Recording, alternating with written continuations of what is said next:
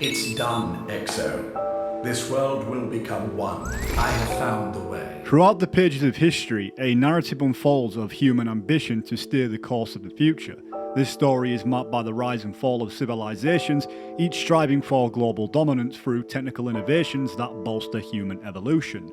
The relentless race between ideologies, race and religion has seen some superpowers achieve global supremacy while others have fallen, giving way to new nations. With great human revolutions came advancements within politics, societies and philosophies, and the overall rule of law to govern and build the ultimate foundations for a civilization. Civilizations through history like Mesopotamia, ancient Egypt, even ancient Greece, the Roman Empire, the Byzantine Empire and the Mongolians, and many more throughout the centuries that have gained knowledge, wisdom and in fact technology that would bolster them ahead of other nations to become superpowers.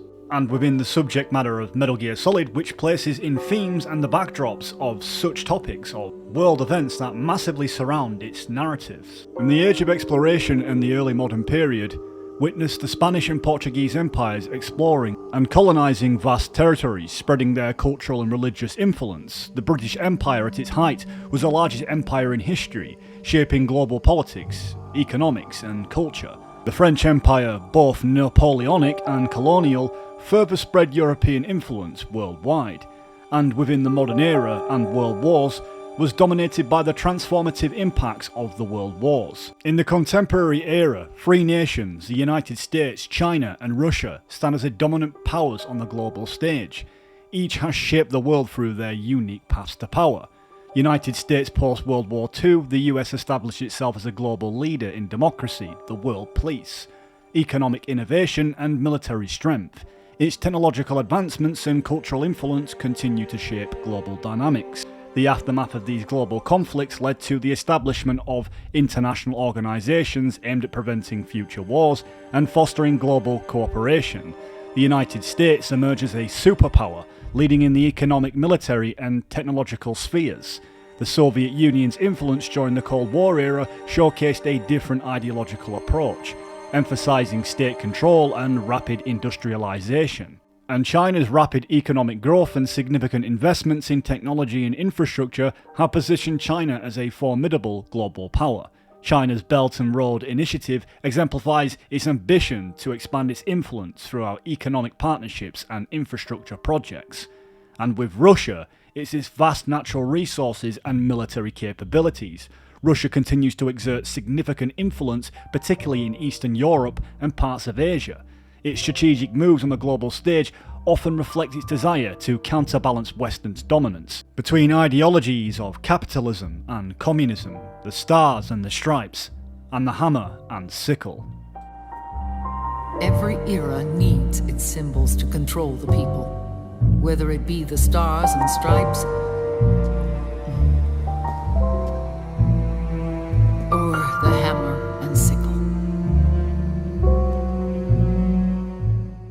One of the most noticeable references to a such group found in Metal Gear video game series created by Hideo Kojima is the concept of a Wiseman's Committee, which is composed of the most wealthy and powerful individuals from the United States, Russia and China, forming a group known as the Philosophers after World War I, with the goal of controlling global events and steering world politics from behind the scenes. The goal of the Philosophers was to steer the world away from brutal, needless warfare, in essence freeing the world from global conflict and to bring around a peace on Earth.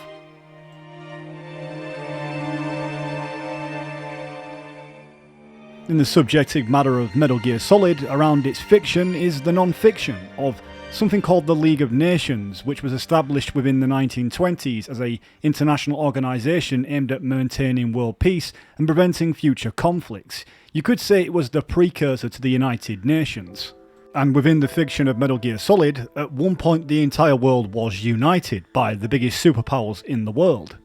The boss's father was also a member of the Philosophers' Wiseman's Committee. He was killed by the organisation after explaining their traitorous nature to his daughter, while she was still a young girl. He was the last of the original Wiseman's Committee, meaning he was a man of great wealth and power and wisdom.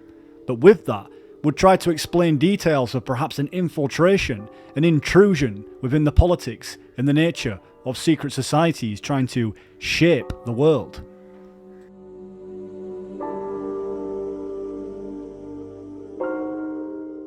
That at the beginning the philosophers saw a future that was beneficial to humanity, but by being infiltrated by a corrupt part of the sector, would reveal to have different intentions to that of its former members. In fact, the successors of the philosophers would continue the cycle of war. And with the death of the Wiseman's committees, tensions rose between the free funding remnants of the philosophers. And with that also leaves the philosophers' legacy, the amass of funds. Early in the 20th century, the true holders of power in the United States, the Republic of China, and the newly formed Soviet Union gathered together in a secret meeting that would later be known as the Wiseman's Committee. The secret pact they formed there marked the beginning of the philosophers. But the last of the original members died in the 1930s. After that, the organization began to run out of control, and the Wiseman's Committee degenerated into a mere shell of its former self. The philosophers of today have no sense of good or evil. Their influence extends to countries and organizations involved in every aspect of every war. They have become war itself. That's how they operate. The sacrifices of war cause a shift in the times. This shift leads to renewed conflict, and in turn triggers the next war. Like a nuclear chain reaction, each conflict sparks countless others, forming an endless spiral that will continue on for eternity. Do you understand what I'm saying, Snake?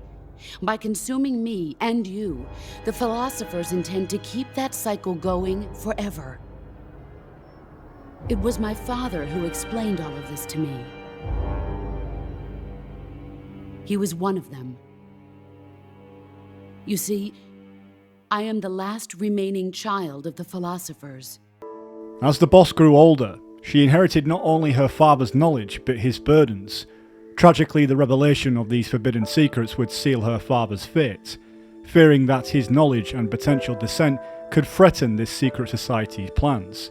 The philosophers arranged for his assassination, a dark and decisive move to maintain their control and secrecy.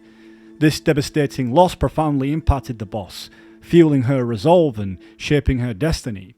But despite the tragedy, the boss rose to prominence within the philosophers, becoming one of their most skilled and trusted operatives. Recognizing her potential, the philosophers appointed her as an instructor at their covert training facilities known as charm schools. These schools were designed to mold the next generation of elite soldiers and operatives, instilling loyalty to the philosopher's cause. As an instructor, the boss imparted her extensive knowledge and skills to her students, shaping them into formidable agents suitable for this secret society. Ones that could carry out agendas according to their narratives. Too, am one of the philosophers. I'm an agent of the philosophers, a graduate of one of their charm schools. I was raised in a joint US-Soviet-Chinese facility to become a sleeper agent. This was before the war. Back then, they were collecting children from all over the world.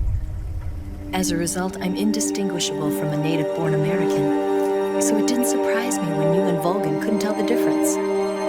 But she knew right from the beginning. She knew because before the war, she was at one of the philosopher's schools too, as an instructor. The boss was the only one I couldn't fool. She was the only one who knew I was a fake. She told me everything. In the terms of non-fictional events of the real world, we would refer to the philosophers, Cypher, or the Patriots as the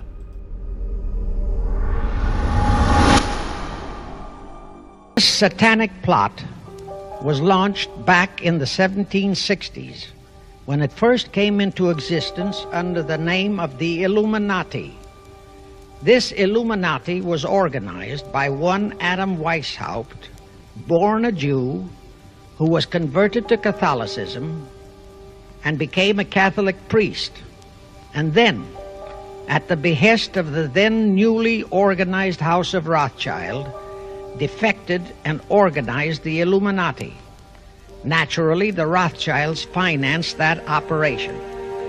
And every war since then, beginning with the French Revolution, has been promoted by the Illuminati, operating under various names and guises. This audio was brought to you by Mayron C. Fagan, who was an American writer and producer and considered a conspiracy theorist. He was born in 1887 and passed away in 1972.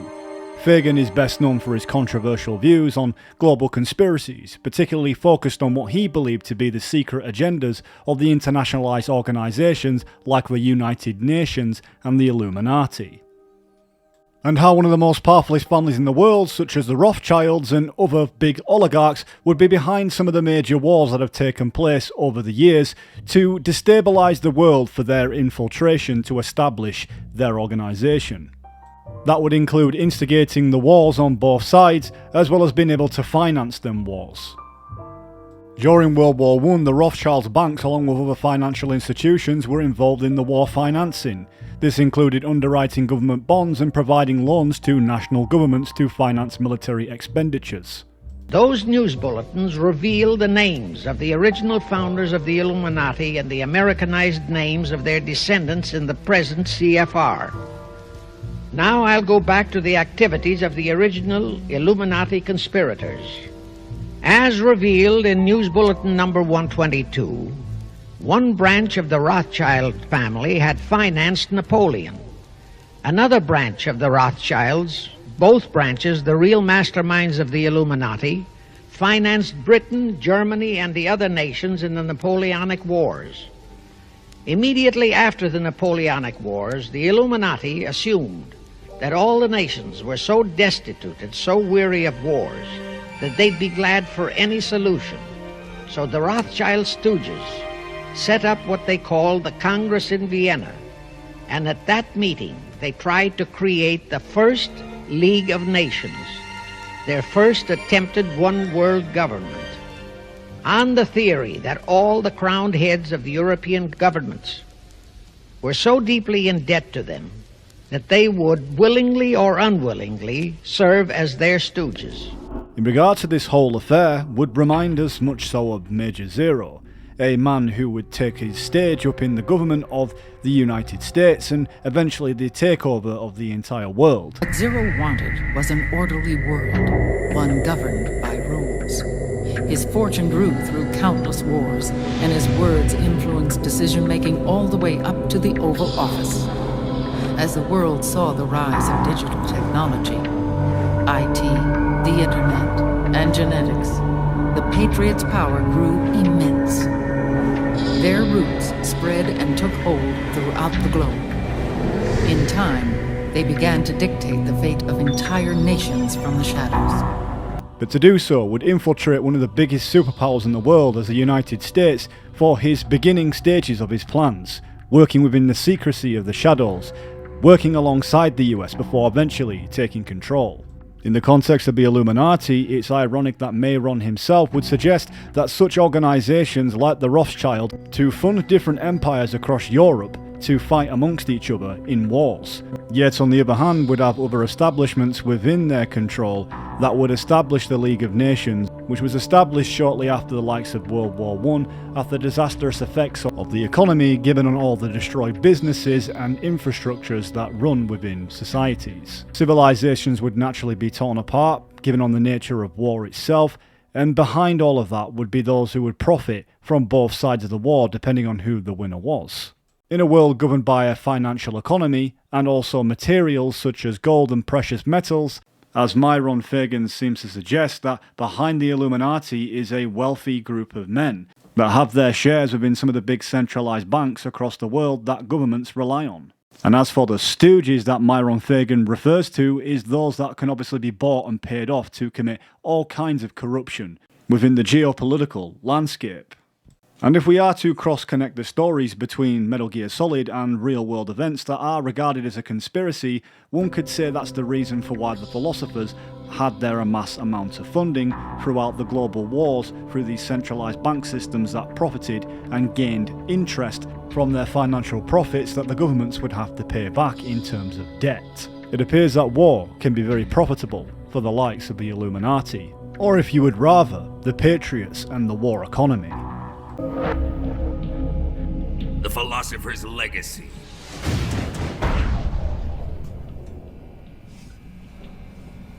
This microfilm contains all the information regarding the legacy. You might say that this film itself is the Philosopher's Legacy.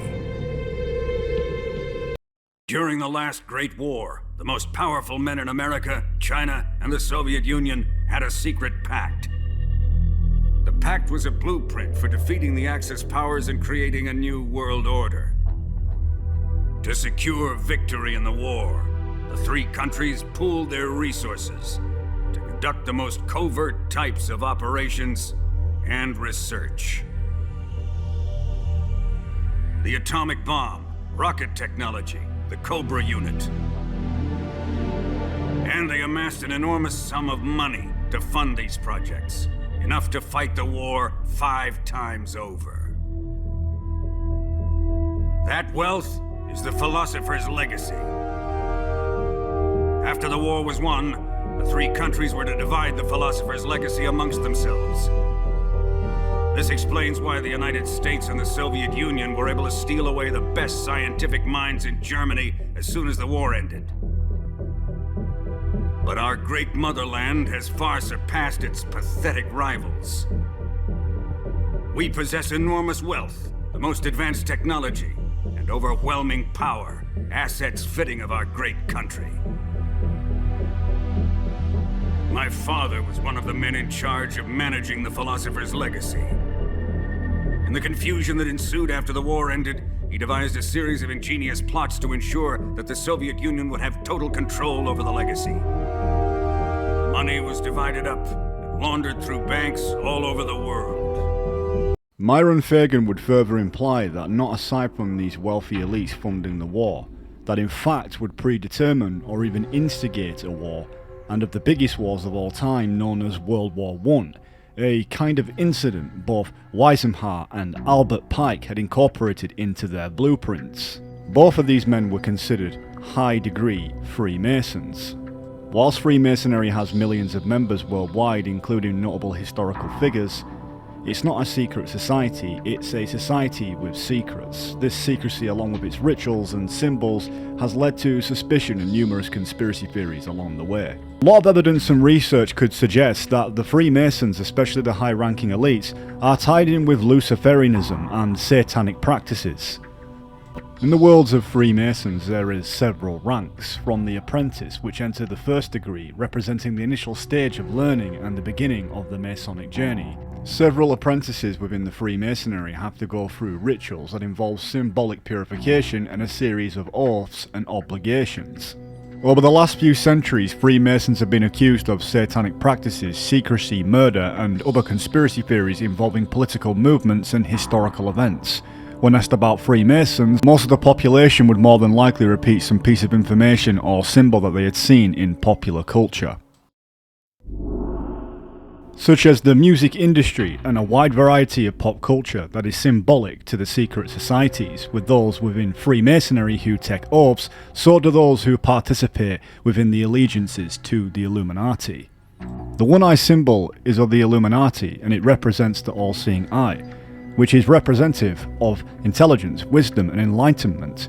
In a worldly, secular or non-Christian understanding of the world, it's also suggestive that the all-seeing eye sees all and is always watching everyone. It is essentially a symbol of the Illuminati, who practices Luciferian doctrines and worships Satan. Freemasonry dates back to the mystery schools and religions. Freemasonry is the oldest form of religion, and within the fraternity contains Satanism, not the kind Christians default to, a fraternity within a fraternity. No entry-level Freemason is aware of higher degrees terms, and 33-degree Masons are not aware of higher Master Mason degrees terms. It is neither good nor evil, and these individuals collectively are all part of one big club. A club that ultimately is attempting to bring in a one-world religion.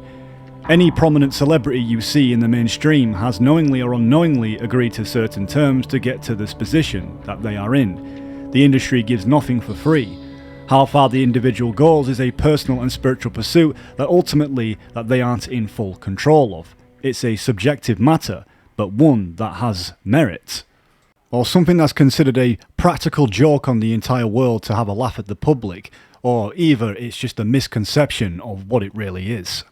Although a lot of people would consider that this show of symbolism is a part of their allegiance to the secret societies and their secret messages that they can convey to each other. That people like Albert Pike were considered high-ranking Freemasons, one that could dictate world events and commit all kinds of atrocities in the higher ranks. But below, the apprentice Freemasons would be completely unaware of the true intentions of what Freemasons were really about. It really is a subjective matter. But people who have gathered research on this subject all around the world can see the ties with Freemasonry, the Illuminati and Satanism in the industries as a whole, which in fact brings them to be guilty by association.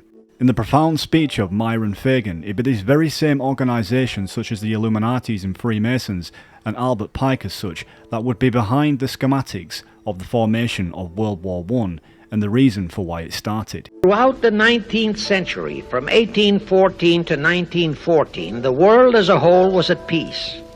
Such wars as the Franco-Prussian, our own Civil War, the Russo-Japanese War, were what might be termed local disturbances that did not affect the rest of the world.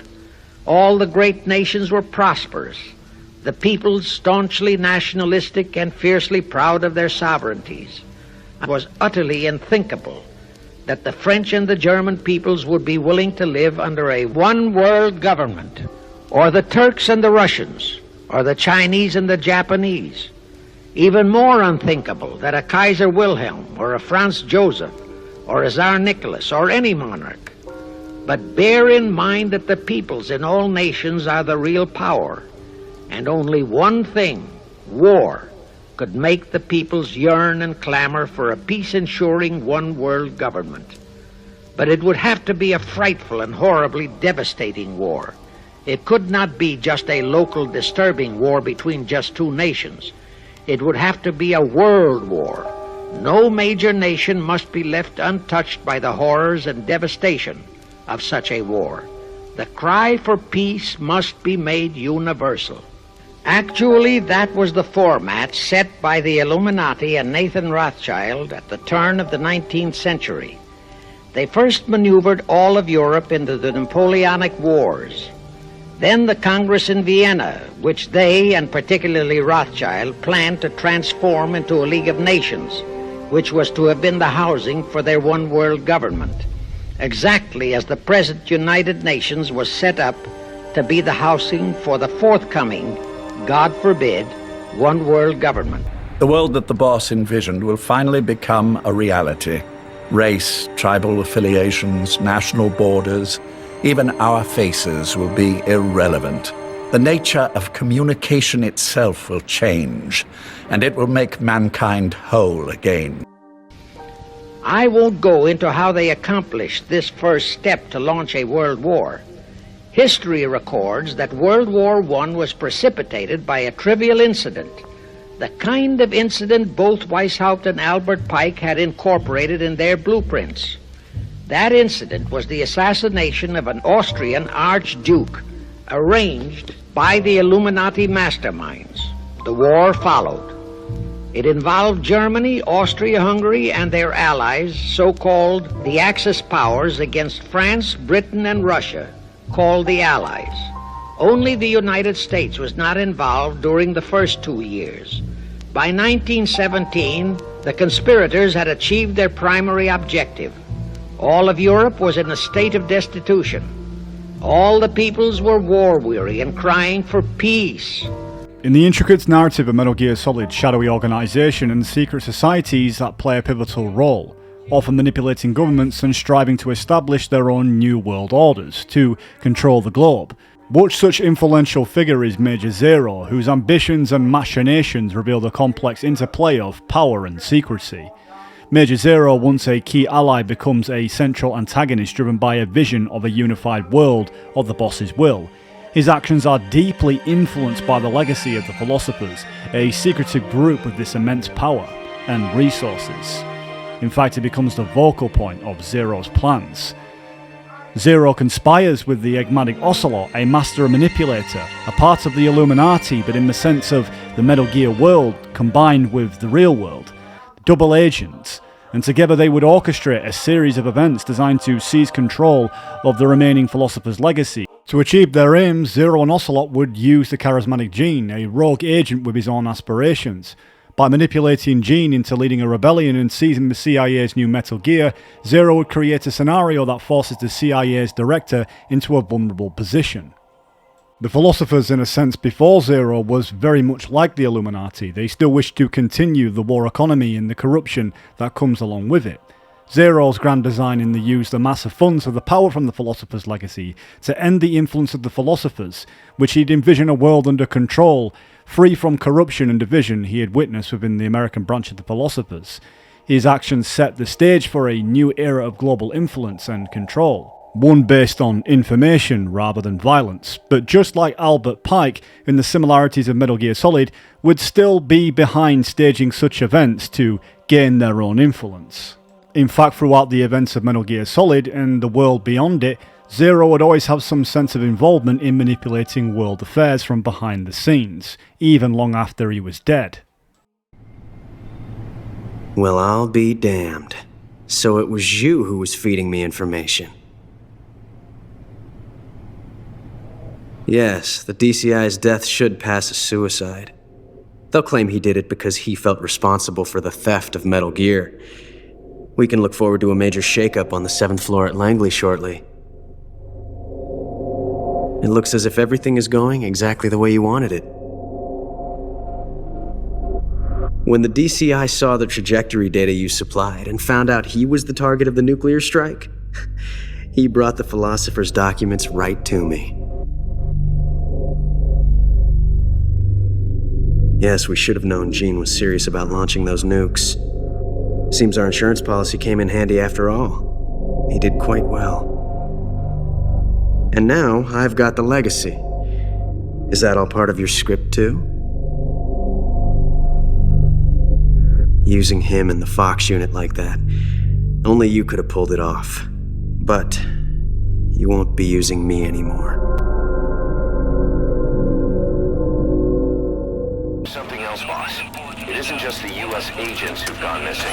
I sent someone from the intel team to the base as well, but there's been no contact from him either. Sorry for not telling you, but Cypher is probably behind the development of that black site, and I figured it might get us a lead on them. If our man's still alive, be sure to get him out of there, boss. They gotta have some kind of secret agreement. I guess. I'd say they were MI6, V&D, ISI. I even had one guy speaking Russian. Yeah. Making deals with the East, too. Local agencies will snatch dissidents who've defected to the West and send them back across the Iron Curtain after a stopover here. And they're dealing in leverage on foreign administrations. Backdoor money, scandals, financial fraud.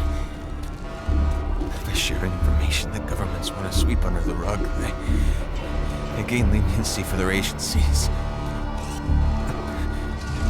They're trying to create some kind of human network without borders. Sorry, that's all I know. Can't believe I got captured. Albert Pike, a prominent 19th century Freemason, lawyer and author, has often been linked to these various conspiracy theories, including the World Wars, just as we've mentioned with World War I and onwards, with a supposed letter that Pike had wrote predicting 3 world wars as a part of a grand conspiracy to establish this new world order. That letter was written to Giuseppe Mazzini, who was indeed himself a Freemason. Mazzini was an Italian politician, journalist, activist for the unification of Italy. Some would regard this letter that Pike wrote to Mazzini as being an outright lie, or just a complete myth and fabrication. But one can't deny the credibility of these predictions if they was made all the way back then, considering that the wars haven't even unfolded yet at that time, as a letter was regarded to being sent to Mazzini during 1871. World War II, when and if necessary, was to be fomented by using the controversies between fascists and political Zionists. And here let it be noted that Hitler was financed by Krupp, the Warburgs, the Rothschilds, and other internationalist bankers, and that the slaughter of the supposed 600,000 Jews by Hitler didn't bother the Jewish internationalist bankers at all. That slaughter was necessary in order to create worldwide hatred of the German people and thus bring about the war against them. In short, this Second World War was to be fought to destroy Nazism and to increase the power of political Zionism so that the State of Israel could be established in Palestine. During this World War II, international communism was to be built up until it equaled in strength that of united Christendom. When it reached that point, it was to be contained and kept in check until required for the final social cataclysm. Nuclear threat in the city. Test teams are on site and attempting to disarm. I repeat, we have a confirmed nuclear... Everyone, hang on! The Patriots have, just like the narrative of this topic suggests, predetermined chain of events through careful strategic planning, and within the influence of its power, can decide tomorrow's history through controlling the presentation and important sectors within a society that murders the innocent for the sake of wealth, power, and control. Your favorite song? Nicolas Barthes. Immigrants wrongly executed. But their deaths served as a message to others. That ours is a society that murders the innocent. Do you too believe your sacrifice will change the world? This one letter is potentially as a big piece of the grander schemes of such secret societies, as Albert Pike would further note that World War III would be part of the agenda, one that's hold profound weight as we speak, even while we sleep. In 2024 we find ourselves on the brink of all-out devastation. That would be the worst disaster within human history since World War II, with over 75 million deaths during that era. One cannot imagine, given on today's weapons, on how much more would perish in World War III. All you have to do is look through medias, newspapers, wherever you can find pieces of information that will all convey World War III. It's evidential that we are heading to some kind of global catastrophe. When and how that happens, who knows? But one thing is for certain, it is like the Cold War all over again. Nation will rise against nation, and kingdom against kingdom. The Cold War was a pivotal moment within human history, which was a crucial era that spurred significant advancements in technologies and ideology due to the intense US-Soviet rivalry in technology, the space race, military advancements that would include the nuclear arms race and improved conventional weapons. And computing saw accelerated development, leading to early computers and the precursor to the internet. When we think about it, the Cold War was a substantial part of history, one that was massively conveyed within Metal Gear Solid 3. Well, just like many wars in history, and especially the Cold War, the true nature behind really who was involved in its affairs is one to question, given on the very ambiguous nature of the Cold War that we shall discuss. That is shrouded in a great deal of conspiracy that perhaps involves this secret society known as the Illuminati. The letter further states and suggests that in order for the Illuminati to eventually achieve this one world government, that between the political Zionist and the leaders of the Islamic world, the war must be conducted in such a way that Islam, the mausoleum of the Arabic world, and political Zionism, the state of Israel, must mutually destroy each other. In the midst of the European war and the war in the Middle East is said to be the grand stage of the Illuminati's plans to destabilise the world and be the solution to the problem they caused. In an essence, it's problem, reaction and solution. Create or highlight a problem, this can be a real or fabricated issue that causes concern, fear or distress among the population. Observe the public's reaction, which is typically or a demand for something to be done to address the problem. The reaction often involves fear, anger, or a call for intervention. Provide a solution that may have not been acceptable to the public before the problem was introduced. The solution is often something that benefits the entity that created or highlighted the problem, such as an increased control, surveillance, or new policies that would have faced resistance without the context of the problem. The states of Israel and Palestine have been at war for quite some time. Some may just say that this is just natural, but considering the profound nature of these letters from when they was made, only bolsters the idea of this one world government takeover, according to these letters, which is very profound. World War III is to be fomented by using the so-called controversies, the agents of the Illuminati, operating under whatever new name, are now stirring up between the political Zionists and the leaders of the Muslim world. That war is to be directed in such a manner that all of Islam and political Zionism, Israel, will destroy each other, while at the same time the remaining nations, once more divided on this issue, will be forced to fight themselves into a state of complete exhaustion, physically, mentally, spiritually, and economically. Now, can any thinking person doubt that the intrigue now going on in the Near, Middle, and Far East is designed to accomplish that satanic objective? Pike himself foretold all this in a statement he made to Mazzini on August 15, 1871. Pike stated that after World War III is ended, those who will inspire to undisputed world domination will provoke the greatest social cataclysm the world has ever known. Quoting his own words, taken from the letter he wrote to Mazzini, and which letter is now catalogued in the British Museum in London, England, he said, "We shall unleash the nihilists and the atheists, and we shall provoke a great social cataclysm which in all its horror will show clearly to all nations the effect of absolute atheism, the origin of savagery and of most bloody turmoil.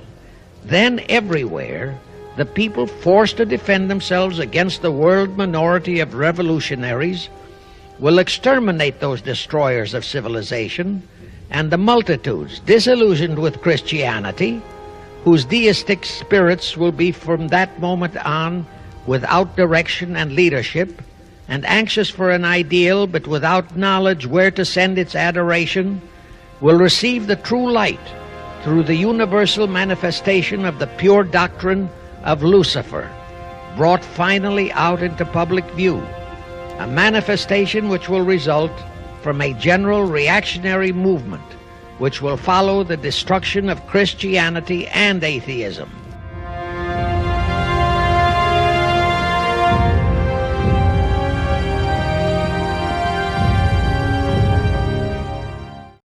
The Wiseman's committee and beyond after the death of the boss's father would be massively corrupted by this Illuminati that would continue conflicts. Whilst Zero's plans may have been different, as he had the idea to achieve global peace through information, that most conflicts were triggered by because of ideologies. So controlling information, he could just impose a world unique thinking for people to conform to an ideology based on the English language, and to create a context, a filler for people's lives. Whilst his stance may differ from the Illuminati, there is many connections that they share, aside from perhaps the philosophers whose nations were connected as a unity, whilst retaining their national sovereignties. I guess the notion is just like the Illuminati, the Patriots themselves are an organisation that have taken over the United States, and throughout the pages of history have infiltrated their way into nations to dictate a new world order. We have before us the opportunity to forge for ourselves and for future generations a new world order, a world where the rule of law, not the law of the jungle, governs the conduct of nations. When we are successful, and we will be, we have a real chance at this new world order, an order in which a credible United Nations can use its peacekeeping role to fulfill the promise and vision of the UN's founders. Very few are aware of their existence, even among those with code word clearance. Politics, the military, the economy, they control it all. They even choose who becomes president. Putting it simply, the Patriots rule this country. No. Hard to believe, isn't it? But it's the truth. The space defense, income tax reduction, and national missile defense programs. Every policy that's been credited to me was actually done according to their instructions. Space defense was initiated by Congress. That's what the Patriots want the country to believe. It's all a show. Democracy is just a filler for textbooks. Think about it. Do you actually believe that public opinion influences the government? No. This country is shaped and controlled as the Patriots see fit. The people are shown what they want to believe. What you call government is actually a well-staged production aimed at satisfying the public. Huh? Don't look at me like that. I'm legally sane, you know. It's not your sanity that worries me. Myron Fagan would also imply that the United Nations would be created after such a terrible war, such as World War II at the very end in 1945, and formed this group to establish their takeover. Those in charge of the United Nations, such as the Illuminati, that would steer the direction of nations, in fact even decide who they wish to be in positions of powers, and hail themselves peacekeepers of the world, when in reality their plans are a lot more sinister, as Myron suggests. The conspirators finally had their new world war, and what a horrible war it was.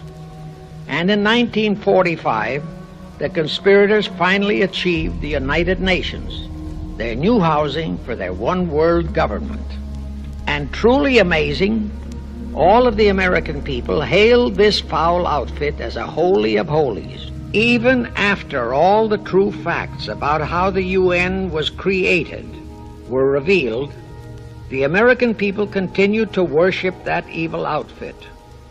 Even after Alger Hiss was unmasked as a Soviet spy and traitor, the American people continued to believe in the UN. Even after I had publicly revealed the secret agreement between Hiss and Molotov, that a Russian would always be the head of the military secretariat, and by that token, the real master of the UN, most of the American people continued to believe that the UN could do no wrong. Even after Trygve Lie, the first Secretary General of the UN, confirmed that Hiss-Molotov secret agreement in his book, For the Cause of Peace, the vast majority of our people refused to lose faith in the UN.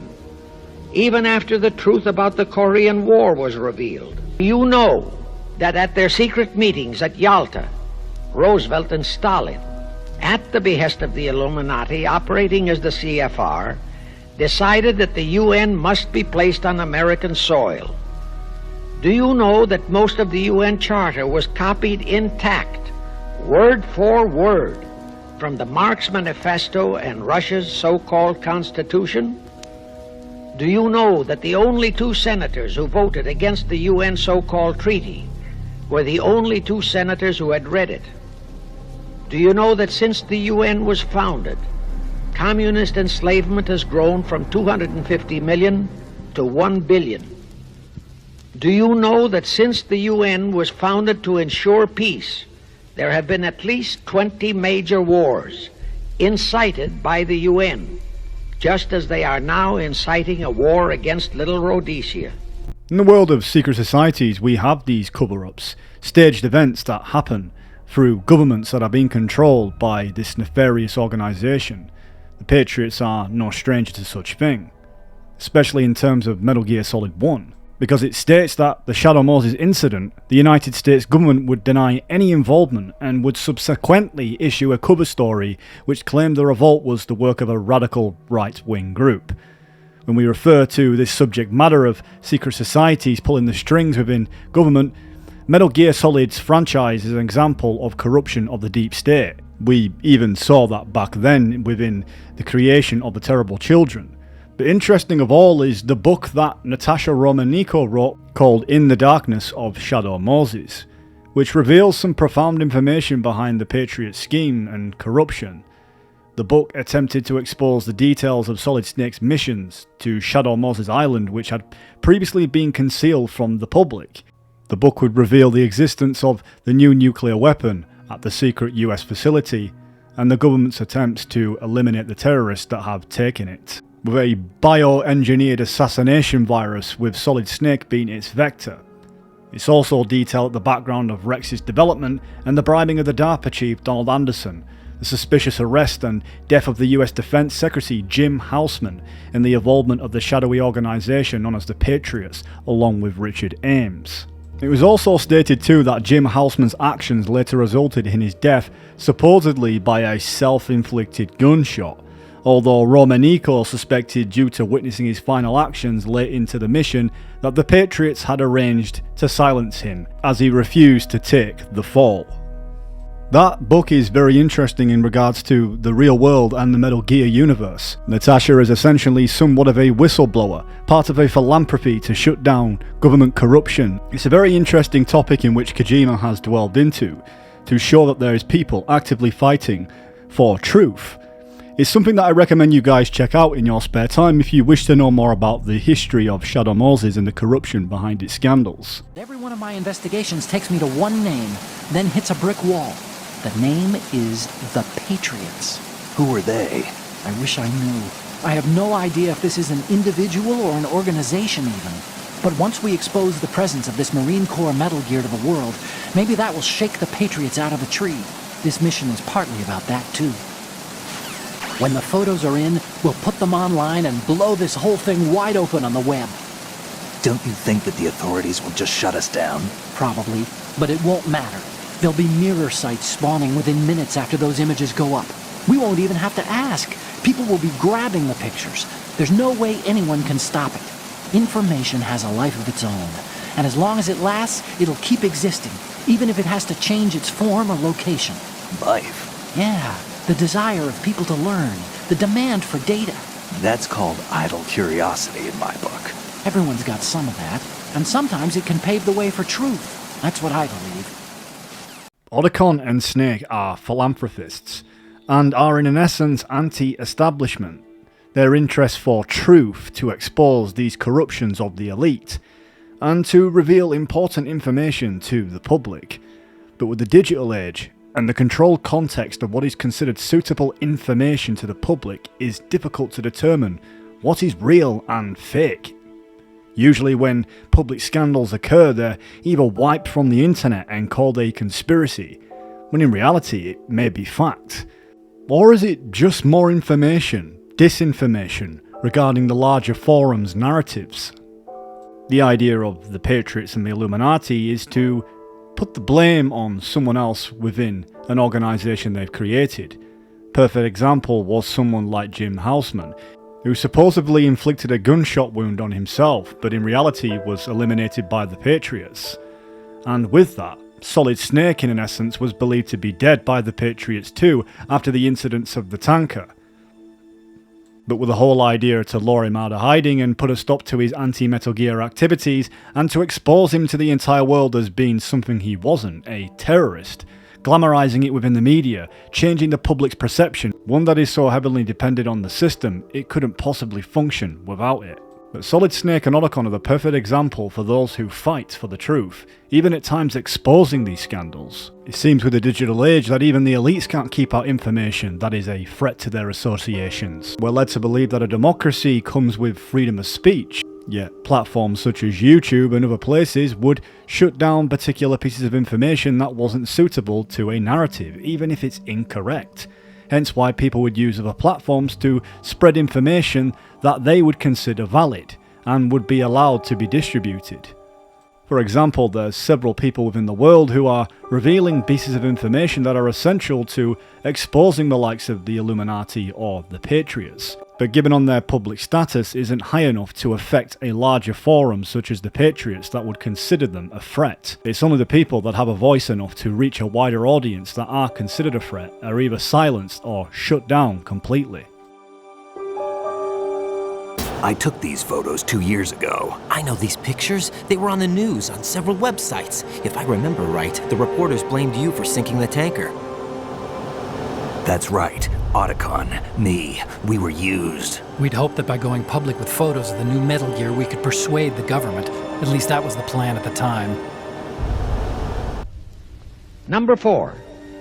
Perhaps the most vital directive in Weishaupt's plan was to obtain absolute control of the press, at that time the only mass communications media, to distribute information to the public, so that all news and information could be slanted, so that the masses could be convinced that a one-world government is the only solution to our many and varied problems. Now do you know who owns and controls our mass communications media? I'll tell you, practically all the movie lots in Hollywood is owned by the Lehmans, Kuhn Loeb and Company, Goldman Sachs, and other internationalist bankers. All the national radio and TV channels in the nation are owned and controlled by those same internationalist bankers. The same is true of every chain of metropolitan newspapers and magazines, also of the press wire services, such as Associated Press, United Press International, etc. The supposed heads of all those media are merely the fronts for the internationalist bankers, who in turn compose the hierarchy of the CFR, today's Illuminati in America. Brazenly proclaimed that the government has the right to lie to the people? What he really meant was that our CFR-controlled government had the power to lie to and be believed by the brainwashed American people. The world is being engulfed in truth. And this is the way the world ends. Not with a bang, but a whimper. We're trying to stop that from happening. It's our responsibility as rulers. Just as in genetics, unnecessary information and memory must be filtered out to stimulate the evolution of the species. And you think you're qualified to decide what's necessary and not? Absolutely. Who else could wade through the sea of garbage you people produce, retrieve valuable truths, and even interpret their meaning for later generations? That's what it means to create context. I'll decide for myself what to believe and what to pass on. But is that even your own idea? Or something Snake told you? The Patriots system is just like our own societies, aimed at the collective public. The idea of individualism is only created through what we have been told instead of what we really feel. So many people go through this world living a lie, accepting the narratives they're told by the larger forums. With so much information spun into the web, even the public can mislead their own people. The rulers have to ensure that their narratives and influences is above and beyond a hive mind public, a collective consciousness. Analogues to the behaviour in which a group of people become aware of their commonality and think and act as a community, sharing their knowledge, thoughts and resources. Whilst this might sound great to the controllers, it's hurting the person's individual perspectives, so they go along with the crowd because it's the popular opinion, even if they know it could be wrong. But because people are afraid of these larger forums, they don't wish to be ostracised. Hence why they join small gated communities, attacking the opposing side, and vice versa, distracting them from the real problem. Language codes, information codes, beamed all around us, genetic codes spanning history. By controlling the codes, Cypher Zero intends to unify. Codes implanted into our heads, sucking our minds dry as it spreads from one host to the next. The individual is supposed to be weak, but far from powerless. A single person has the potential to ruin the world. And the age of digitized communication has given even more power to the individual. Too much power for an immature species. Building a legacy involves figuring out what is wanted and what needs to be done for that goal. All this you used to struggle with. Now we think for you. We are your guardians, after all. You want to control human thought? Human behavior? Of course. In the context of the Patriots, we know that to be true. Throughout the history of the franchise of Metal Gear Solid, we can see the kind of control that they have over nearly every individual character within the series. In fact, all the characters are really surrounded by the Patriots' control. Some are even a part of the Patriots, knowingly and unknowingly. But anything that would cost the integrity of the secret society would be taken care of. In the case of Ames, who is actually a Patriot agent, would eventually get his own pacemaker shut down on him by the Patriots to stop him revealing any information of importance. Sorry, Colonel. You failed to carry out your duties. You'll never escape the Lalilulelo. Is that so? What the? You tricked me. I understand now. Ocelot.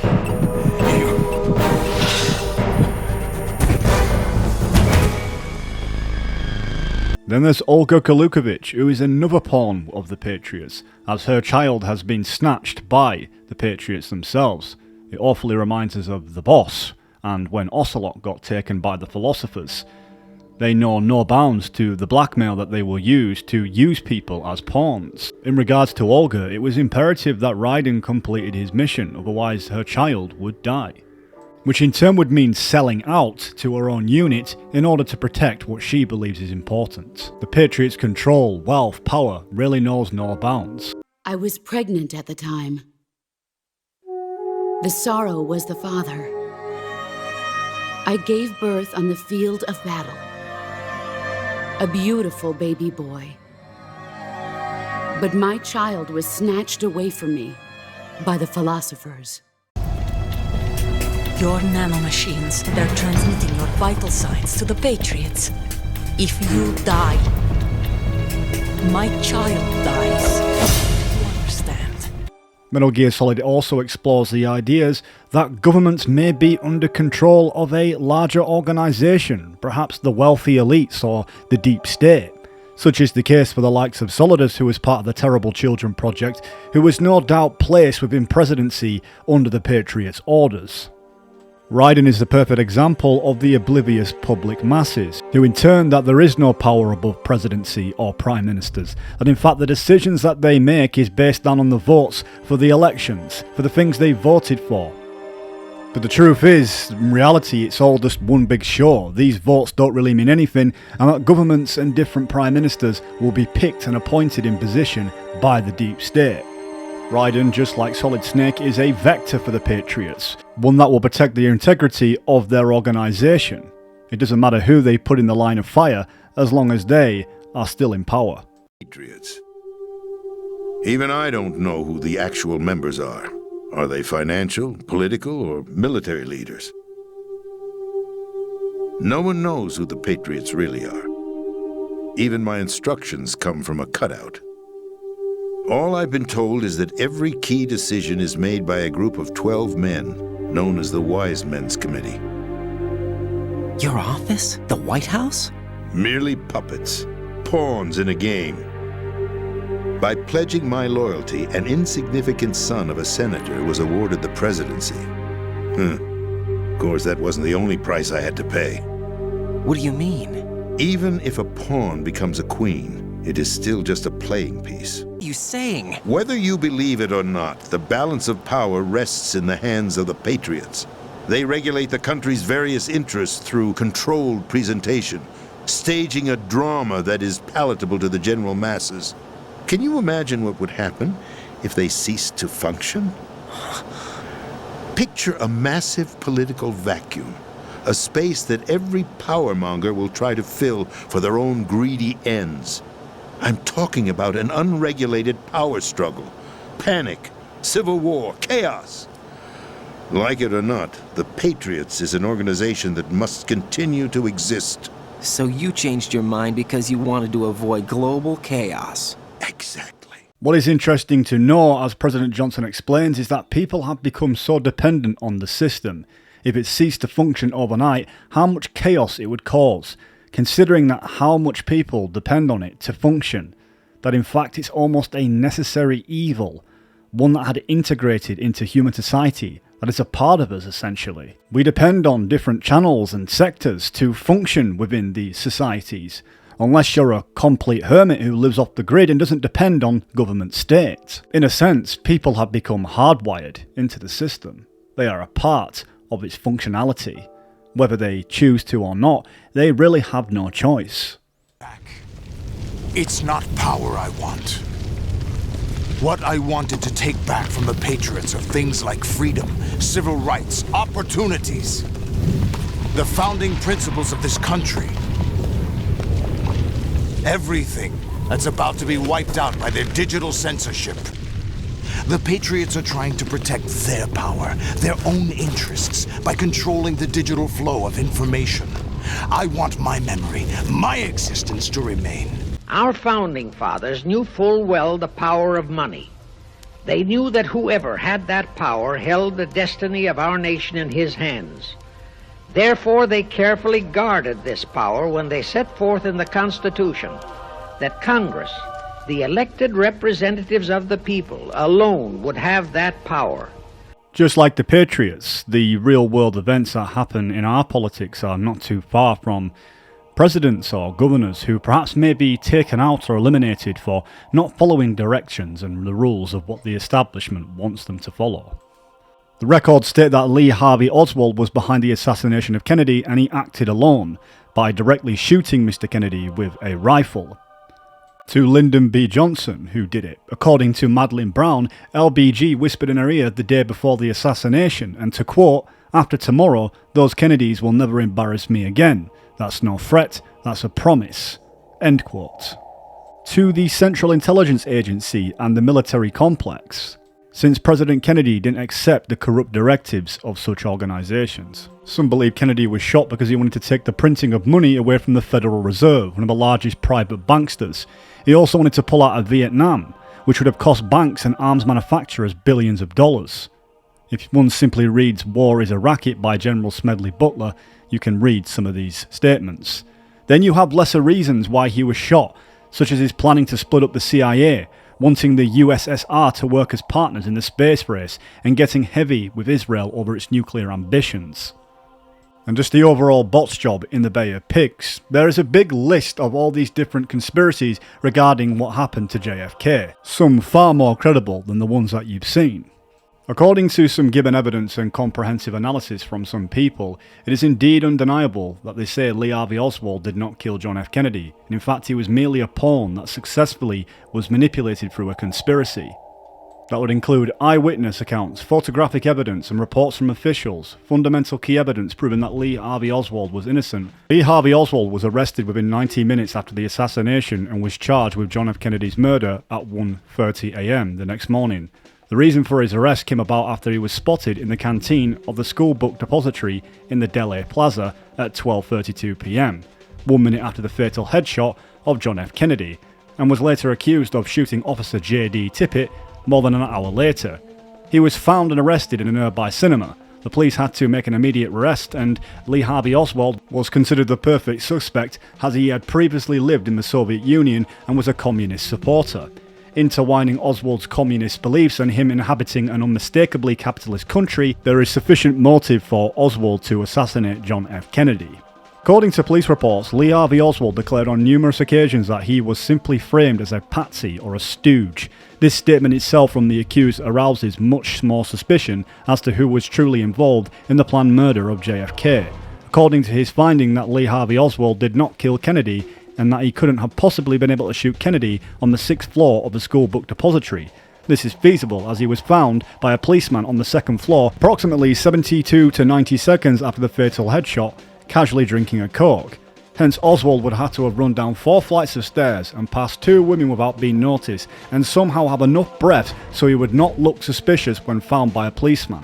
All of this astonishingly under 1.5 minutes. Furthermore, that Lee Harvey Oswald was to shoot F. Kennedy through the window on the 6th floor of the depository. He did not have the capability of the shooting from literally hundreds of meters away on the 6th floor of the school depository, with a man-lyncher Carciano. This is supposedly the gun that Oswald used to assassinate Kennedy. This particular weapon could not be fired faster than 2.3 seconds per shot, and tests have proven that only an outstanding marksman could have made those shots. To add credibility to the question of whether Oswald had the capability to make such a precise shot is that the Marine Corps records, where he was described as a rather poor to fairly good, qualifying with the lowest grade in marksmanship. Prior to the tragic assassination of JFK, President Kennedy undoubtedly made countless enemies within his 1,000 days of presidency. He and his brother was responsible for the only successful war against organised crime in America's history due to their wide sphere of influence among Americans. With such an achievement, it was inevitable that John F. Kennedy would make a wide array of enemies. The Kennedy brothers are accountable for acquiring indictments, convictions, and even deportations after the Cuban Missile Crisis. Kennedy had made enemies within the CIA, and by not invading Cuba, casinos would remain out of business. Thus, with the CIA and the Mafia being heavily affected by Kennedy's presidency, it is highly likely that Kennedy died through a conspiracy. In conjunction with this statement, it is logical that Lee Harvey Oswald from the Soviet Union would have been the patsy behind the CIA and the Mafia's planned assassination of John F. Kennedy. Ultimately, through the extensive analysis of Lee Harvey Oswald, it is conceivable that he is indeed innocent. The corpus amount of physical evidence supporting Lee Harvey Oswald's innocence indicates that he did not kill Kennedy, even though he definitely had the motive and was simply a pawn that was manipulated. What is very profound in regards to the Metal Gear series is President Kennedy's speech in revealing the truths behind secret societies, ones that wish to corrupt the governments and everything within the US, that has been overtaken by a shadowy organisation that really has no integrity or care for the American people. The very word secrecy is repugnant in a free and open society, and we are, as a people, inherently and historically opposed to secret societies, to secret oaths, and to secret proceedings. For we are opposed around the world by a monolithic and ruthless conspiracy that relies primarily on covert means for expanding its sphere of influence, on infiltration instead of invasion, on subversion instead of elections, on intimidation instead of free choice. It is a system which has conscripted vast human and material resources into the building of a tightly knit, highly efficient machine that combines military, diplomatic, intelligence, economic, scientific, and political operations. Its preparations are concealed, not published. Its mistakes are buried, not headlined. Its dissenters are silenced, not praised. No expenditure is questioned, no secret is revealed. That is why the Athenian lawmaker Solon decreed it a crime for any citizen to shrink from controversy. I am asking your help in the tremendous task of informing and alerting the American people, confident that with your help, man will be what he was born to be, free and independent.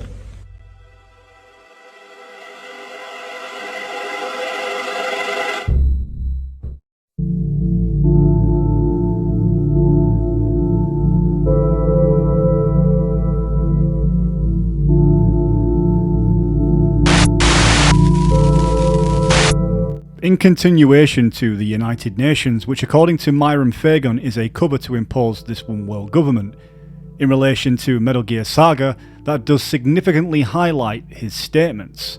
Skullface, a ghost without a past who is a victim of such societies, naturally resents and would hate the establishments responsible for killing his freedom. Since birth, he was forced to adopt various languages due to Hungary being dominated by various countries during his life, specifically Nazi Germany during World War II and later the Soviet Union during the Cold War. As a young man, he killed several people he felt that were responsible for his misfortune, including those who were tied to the UN, particularly Joseph Stalin.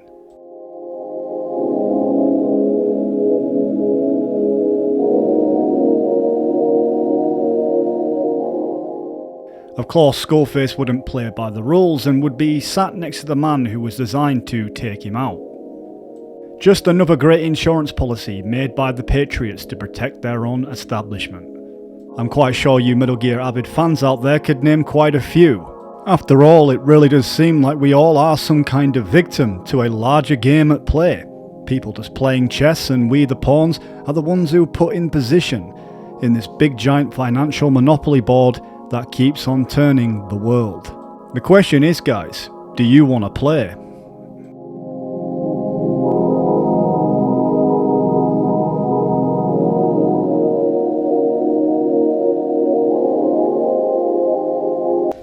Do you know that the UN has never done anything about the 80,000 Russian Mongolian troops that occupy Hungary?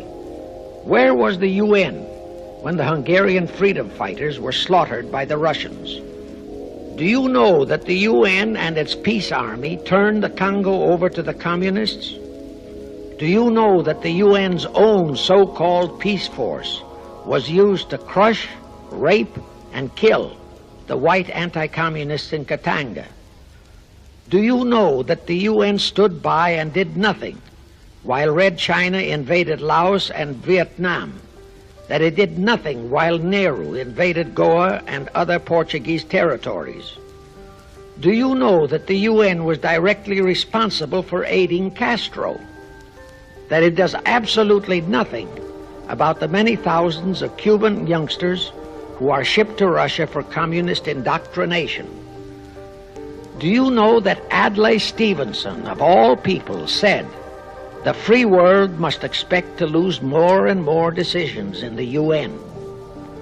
Do you know that the UN openly proclaims that its chief objective is one world government, which means one world laws, one world court, one world army, one world navy, one world air force, one world schools, and a one world church in which Christianity would be prohibited?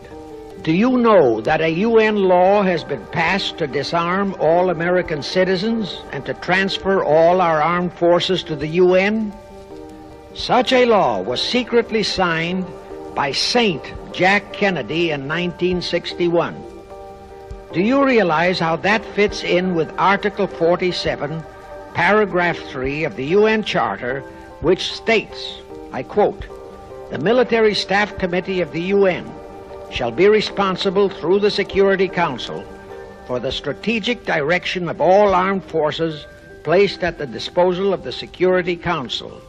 In terms of the war economy, banks and financial institutions that finance defence contracts or manage funds for defence companies can benefit from increased economic activity related to war. Additionally, investments in defence stocks can yield significant returns during periods of heightened military activity. I hope that you guys throughout the course of the video have managed to understand and gather exactly really who is profiting from these wars that are in essence really profitable. Politicians and government officials, individuals in positions of power who receive campaign contributions or other benefits from defence contractors and related industries can indirectly profit from the war economy.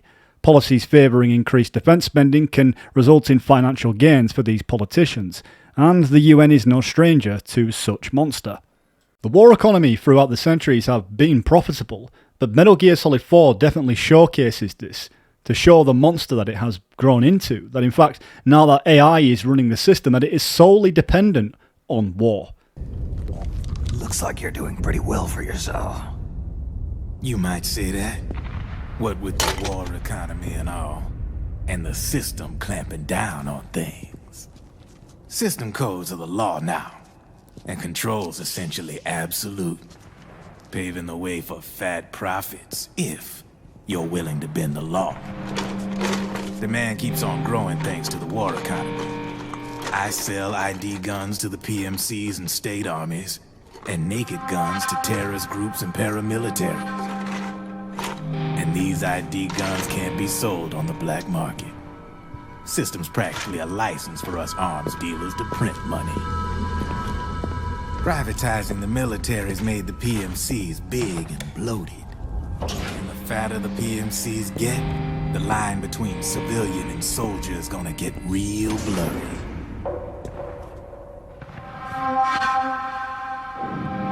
Sooner or later, the whole damn human race is gonna be green collars. More like we're all gonna be fighting proxy wars. At the end of Metal Gear Solid 4, Drebin reveals some very interesting information in regards to this subject we have been talking about, in terms of Myron Fagan explaining that the UN is tightly linked for this one-world government. Drebin refers to the UN as being no different from the Patriots, that in that regard its level of control is just as malevolent as the Patriot system, that really doesn't serve the benefit of the public interest. Obviously, Liquid's plot was a threat to the Patriots. So they planned to have you guys take care of it. Didn't turn out quite how they planned, though, did it?